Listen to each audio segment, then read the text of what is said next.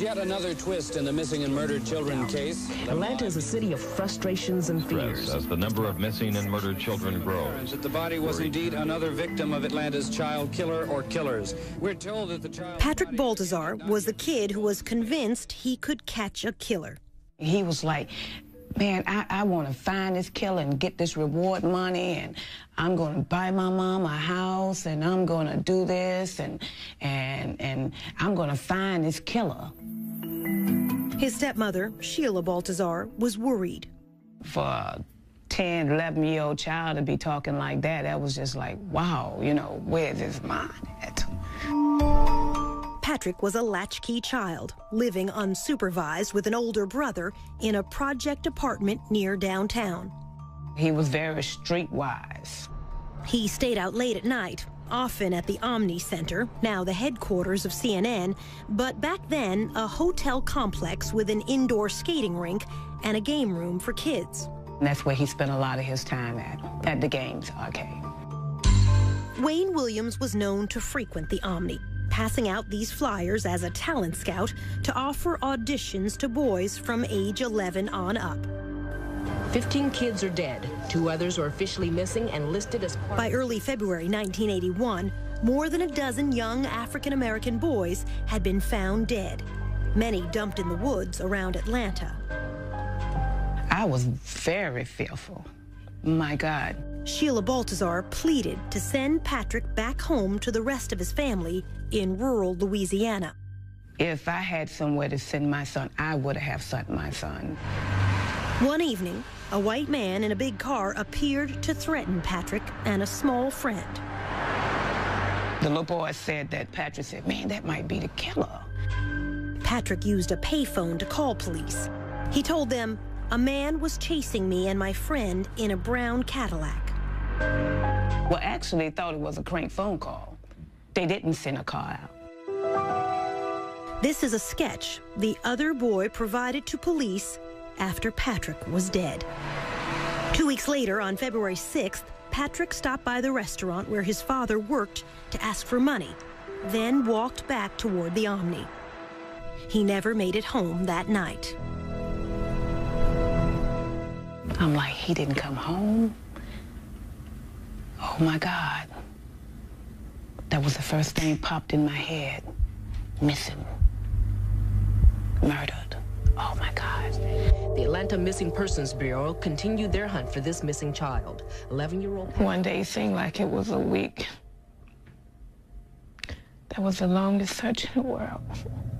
It was almost 2 p.m. when maintenance man Ishmael Strickland found the lifeless figure of a young black boy lying in some bushes. On the 7th day, a maintenance man spotted a body tossed down into the woods behind a parking lot at a suburban office complex. The bank was fairly steep. Medical examiner Joseph Burton had to hold on to a rope to get down to the scene. He had a ligature mark on his neck, like if somebody had a ligature and they were behind you or off to the side behind you, and they close their hands or fists together and pull the ligature, basically. In other words, killed from behind. Most likely, yes. All right, let me place another sample on this side. State Crime Lab scientist Larry Peterson attended the autopsy. I can recall one autopsy pulling a fiber off of one of the victims. It was a green carpet fiber, and mounted the sample on a slide, went over and looked under the microscope and went, it's the same one. You knew right away? I knew right then. And it became apparent that the body was indeed another victim of Atlanta's child killer or killers. Again, local television carried these pictures live from the crime scene. As it was studied, it became apparent it was one of the 3 children listed as missing. We're told that the child's body, again, had not... Sheila Baltazar got a call from her mother. She say, they found another body. She say, I really feel like this is Patrick's body here, you know.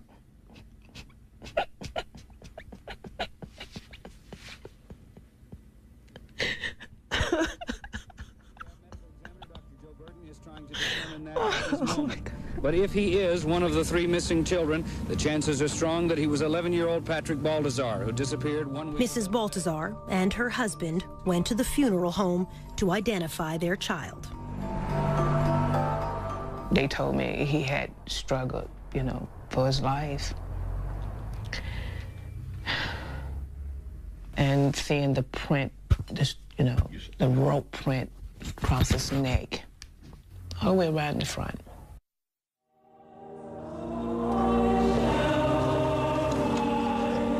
At Patrick Baltazar's funeral, she would insist on an open casket.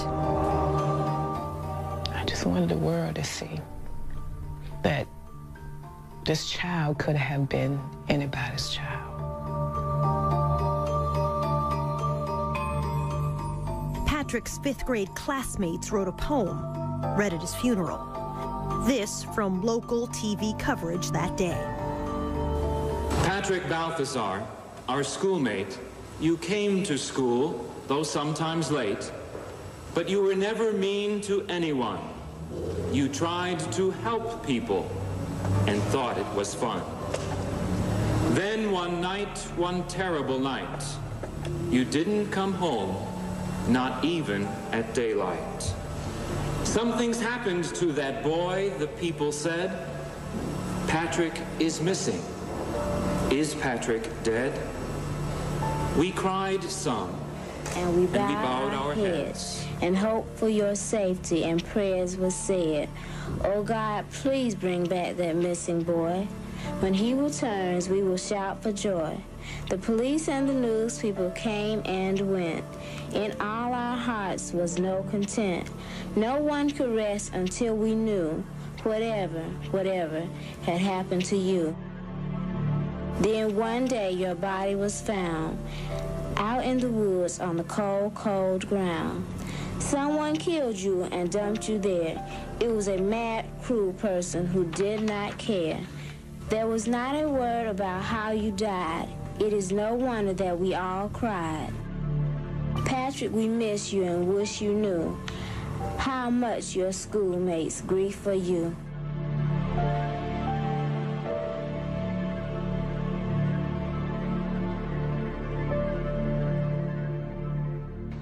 Just ahead, the Klan under suspicion. It was an entire family of brothers that were involved in the Klan.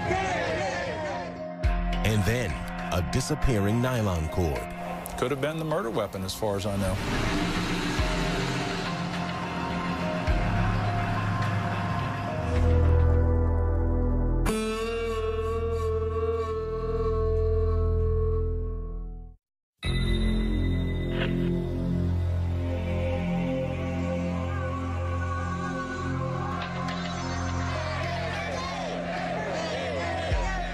In February 1981, a troublesome tip reached the police. A man involved in the Ku Klux Klan could be Atlanta's serial killer. Atlanta was about to explode, and here was information potentially that the Klan could have been doing this. Bob Ingram with the GBI, Georgia's Bureau of Investigation, got the case. It was an entire family of brothers that were involved in the Klan that were the focus of this particular intelligence information. An informant said one brother had threatened Luby Jeter, the child found dead only weeks before. The Klan associate lived here on a dead-end street in the railroad town of Mountain View, on the outskirts of Atlanta. We're tapping telephones. We heard a lot of rhetoric. We heard a lot of racial slurs. On one wiretap, the detectives heard this said, "Go find you another little kid." The GBI followed the four brothers for almost 2 months. These family members were under surveillance at that time, physical surveillance, where we had an eyeball on them. In those 2 months, 6 more black youths would disappear and die. Detectives saw nothing to link the Klan to them.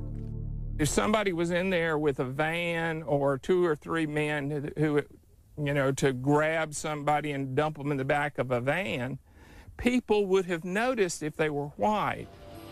The brothers were called in. They took lie detector tests and passed. They were polygraphed and cleared as to their involvement in the killing of Atlanta's children.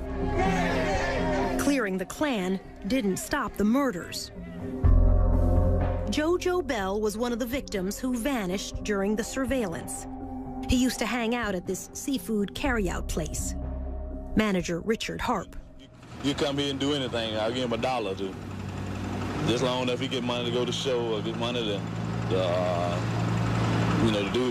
buy stuff at the store or something like that. JoJo Bell, unrelated to Yusef Bell, came by Captain Pegg's one last time. About 3:30, 4 o'clock Monday, he came by and stuck his head in the door. He said, "Richard, I'm going to shoot basketball. I'll see you later." Throwed his hand up, went on up to speak. To a schoolyard basketball court like this.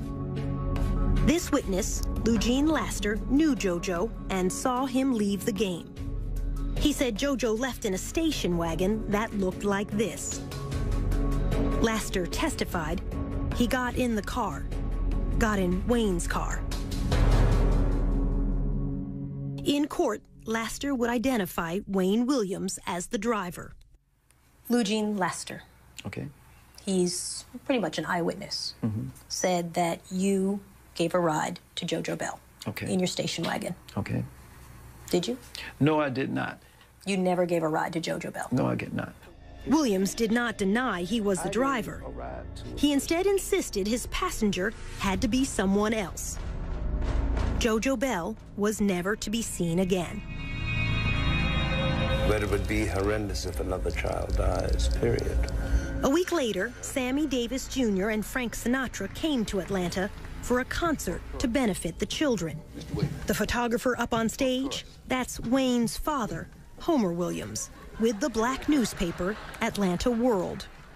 How come you got no tuxedo on there? You're going to come up here on the stage looking like that there.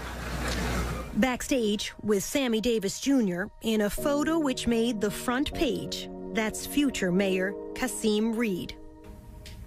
I remember that. It's so cool meeting Frank Sinatra. As a young child, Reed would help the volunteers searching Atlanta's woods every Saturday. We literally would walk through wooded areas, chaperone, and we would walk for a period of time until about an hour before nightfall. But now, a new twist in the murders. Patrick Baltazar, the 20th victim, would be the last child to turn up in a wooded area. A day or two later, an official would tell reporters fibers and dog hairs were being collected from the victim's clothing. The next child to die would be found in a river, wearing nothing but underpants. Fewer clues now for Larry Peterson. We're talking maybe a dozen or dozens of fibers as opposed to hundreds or potentially 1,000 fibers. The 13-year-old victim was found beneath this bridge over the South River in Atlanta's suburbs. A driver crossing that bridge earlier in the week saw a man leaning over the railing. It turned out to be the same afternoon JoJo Bell disappeared. At trial, the witness said the man was Wayne Williams. JoJo's body would not be found for 7 more weeks, until Easter Sunday. It had floated far down the South River, almost into another county. He also had nothing on but underwear, basically. Medical examiner Joseph Burton went out in a boat to retrieve the boy. We've got the body wrapped in a sheet, on one with the shirt off. Dr. Burton ruled both JoJo and the other boy found in the river had been asphyxiated. We didn't have any history of either one of these boys swimming in the South River in their underwear. Other bodies were now washing up in the Chattahoochee River to the west and the north of Atlanta. 5 victims in that river in the next 6 weeks. I said, you know, if I was doing that, I'd be throwing them off the bridge. FBI agent Mike McComas grew up along a river in Tennessee. He knew if something were to float on downstream, it had to be dropped in the middle of a river. McComas suggested the bridge stakeouts. We looked at remote places, dark places. We believed it would be at nighttime as opposed to daytime. The FBI and police began night watches at 14 bridges over the Chattahoochee and South Rivers. The stakeouts were to last 4 weeks. Nothing until the very end. We, at that point, were ready for that to be our last night. And Wayne Williams showed up that night. Just before 3 a.m., the station wagon drove onto the bridge. Had he waited a couple more hours, we might not have been there. Otherwise, we would have missed him.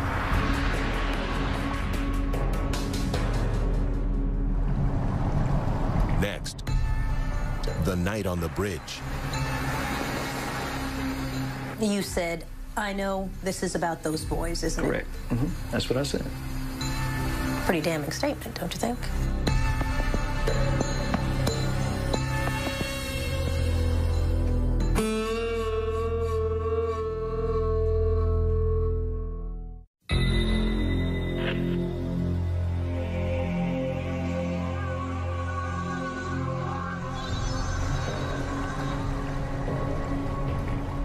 That night on the bridge, Wayne Williams says police made him the scapegoat because he was black.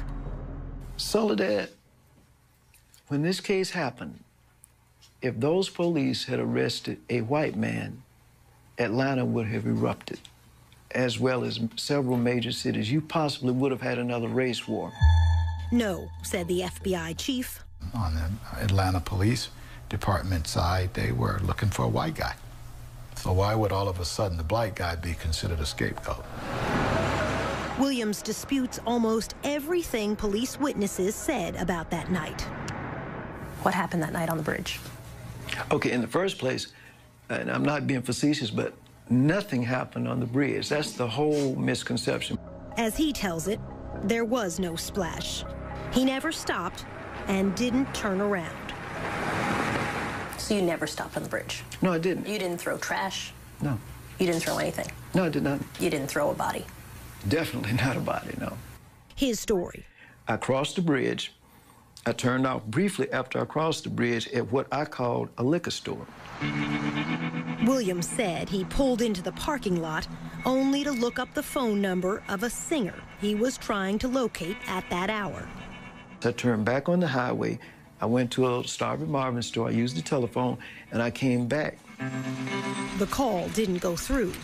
I got some recording, this number's not in service, and I said, well, this is a prank. This is the closest thing to an address he had for the singer he said was Cheryl Johnson. The FBI looked hard and could never find her. It says to me that Cheryl Johnson didn't exist and he made it up. Williams says only after that call from a gas station did he turn around to cross back over the bridge again. Police would stop him moments later. You said, I know this is about those boys, isn't it? Correct. Mm-hmm. That's what I said. Pretty damning statement, don't you think? No, I mean, the perception in Atlanta was, at the time, kids were missing, and I think, if I'm not mistaken, the perception was a lot of young males were missing, and that's what I asked myself, this is about those kids, the boys or something like that, isn't it?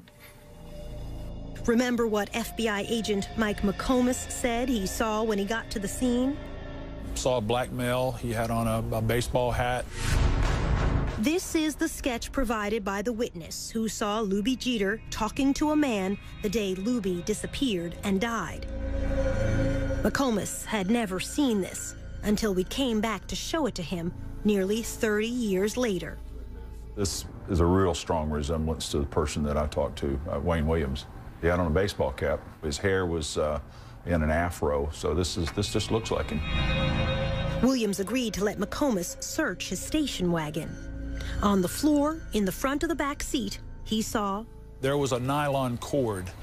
The best that I could describe the nylon cord was a ski rope type, the woven type, and it was, my guess, about 24 inches long. No. Williams denies there was any such cord. Because if that rope had been in the station wagon that night, I'm sure they would have taken it. The fact that I didn't confiscate it doesn't make it go away. It was there. The nylon cord would never be seen again. Could have been the murder weapon, as far as I know. Yet, FBI supervisors decided to let Wayne Williams go that night. Well, first, we didn't have a body. So, secondly, there was no one who saw Wayne Williams outside of his car. There was no one that saw him throw anything overboard. 2 days later, only a mile downstream from that bridge, another body. After 2 years, one suspect now, Wayne Williams.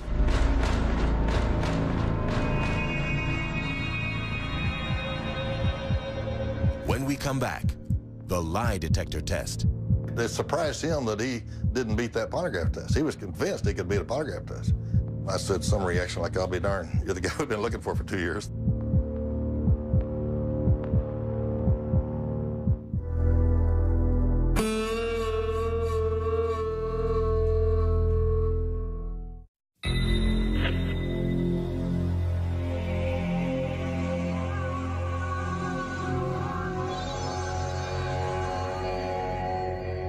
The second day after Wayne Williams was seen on the Chattahoochee River Bridge, the body of Nathaniel Cater washed up downstream. He was a down-on-his-luck drunk, 28 years old, but small, weighing under 150 pounds.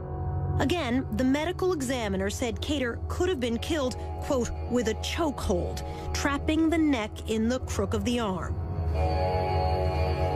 His would be the last body found in the Atlanta murders, the 27th male victim. At Cater's funeral, Wayne Williams' father, Homer, took this photo for the Atlanta World newspaper. On June 3rd, the FBI brought Wayne in for a long night of questioning.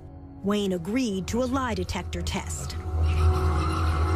He was as composed and calm as you can get. You got 26 bodies out there in the woods and rivers, and he's just sitting there in total control. Richard Ratcliffe was the FBI polygraph examiner. I said, I don't care what you were doing on the bridge. I don't care what you threw in the river. If it wasn't a little boy's body, you do fine this test. He told Williams in advance what he would ask him. Did you kill Nathaniel Cater, or did you kill him that night that you were on the bridge, and did you throw Nathaniel Cater into the Chattahoochee River? And when I ran that test, it's like, wow, this is it. Wayne Williams flunked all 3 questions. I said, well, this test would reflect that you did kill Nathaniel Cater, and you threw his body, that was his body, you threw off the bridge that night. The polygraph measures sweating, the heartbeat, blood pressure, all rise with tension. You breathe a little faster. You have a hard time getting your breath. You sweat a little more. He did all this. Wayne Williams took the test 3 times. He failed each time. I said some reaction like, I'll be darned, you're the guy we've been looking for 2 years. It surprised him that he didn't beat that polygraph test. He was convinced he could beat a polygraph test. He sat there and studied it, and he said, what's this question right here? And I said, that's pretty good. That's, did you cause the death of Nathaniel Cater? And then he said, what's this question? I said, well, did you throw his body into the Chattahoochee River that night?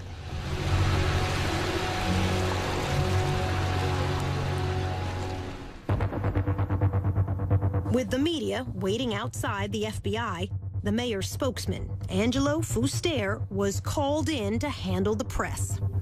And in comes Homer Williams. Fuster asked Homer, a press photographer, why he was inside the building, trying to get a scoop on the suspect. And he said, no, that's my son. And I thought, oh, geez. Homer told Fuster. They detained him and impounded my car for littering. They detained him for littering, is what he said. And I said, that doesn't sound right. This is at night. And I said, littering? He said, yeah, he was driving over this bridge and he stopped to throw some garbage and boy, they rushed him and stopped him. And at that point I said to him, Homer, I don't think you need to talk to me anymore. We asked Wayne Williams about throwing garbage off the bridge. He denied his father ever said that. Your father said you stopped to get rid of some trash. No, my father never said that. I never said that, and my father never said it. While father and son were inside the FBI, evidence technicians were combing the Williams home. The FBI's top fiber expert, Harold Dedman, led the search. In Wayne's bedroom, he took clippings from a purple bedspread and from a yellow blanket. The yellow blanket was located under Wayne Williams' bed. On the floor, a green carpet. This is a blow-up of those carpet fibers. They're the only company to produce a fiber like this. But Larry Peterson was still in the dark. I had no idea there was a bridge incident. He had been called to the FBI office to help search this station wagon, but not told why. Then he spotted FBI techs returning from their search, and so he went out to the home to snip fibers for himself. Saw the green carpet. Did you feel this is it? You know, I really didn't. Because it was a middle-class home, a young man living with his parents. But Peterson thought, I'm going to run these back to the lab and just look. I started with the green carpet. Once I put that sample under the microscope, I mean, I knew instantly that that was it. You knew that they had the killer? I knew that was it. And I had made hundreds and hundreds of comparisons to carpeting and various suspects and environments before, and nothing was even close until that night. Did you stand up from your microscope and scream, "Hallelujah, we've caught the guy"? I really did just want to say, oh my God. Still, Wayne Williams was allowed to go home that night. And make a couple of other errands, so I was in the area, and I just decided. In the morning, Wayne Williams called in reporters and TV crews, who agreed not to show his face. He asked what was dropped in the river. Nothing. He acknowledged he failed a lie detector test. Then, asked about the victims, Wayne Williams said this. Some of these kids are in places they don't have no business being at certain times of the day and night. Some of them don't have no kind of home supervision, and they're just running around in the streets wild. And I'm saying, when you're doing that, that's not giving anybody a license to kill, but you opening yourself up for all kinds of things. We asked Wayne what he meant. When you say, that's not giving anybody a license to kill, but you're opening yourself up for all kinds of things. My point is very simple. All right, if you're out roaming the streets, like not all of these, but some of these victims were, you put yourself in a position for bad things to happen. For days, the district attorney was reluctant to take Wayne Williams to court based on fibers alone. While he hesitated, the FBI, police, and media all kept a watch on Wayne. In this parking lot one day, he showed an angry face to a CNN camera crew. Well, hey, I'm telling you to quit following me, because I'm saying at this point you're following me and you're on private property. And if I were you, I'd get the hell off. Finally, on Father's Day evening, 1981, detectives arrived to arrest Wayne Williams for the murder of Nathaniel Cater. Once he disappeared in the back of this police car, Williams would never be free again, to this day.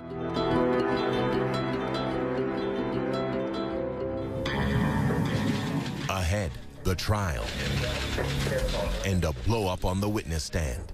I was probably my own worst enemy. I could see almost the shock in the jurors' faces. When he said, "You want the real Wayne Williams, you've got him," I think the jury understood that.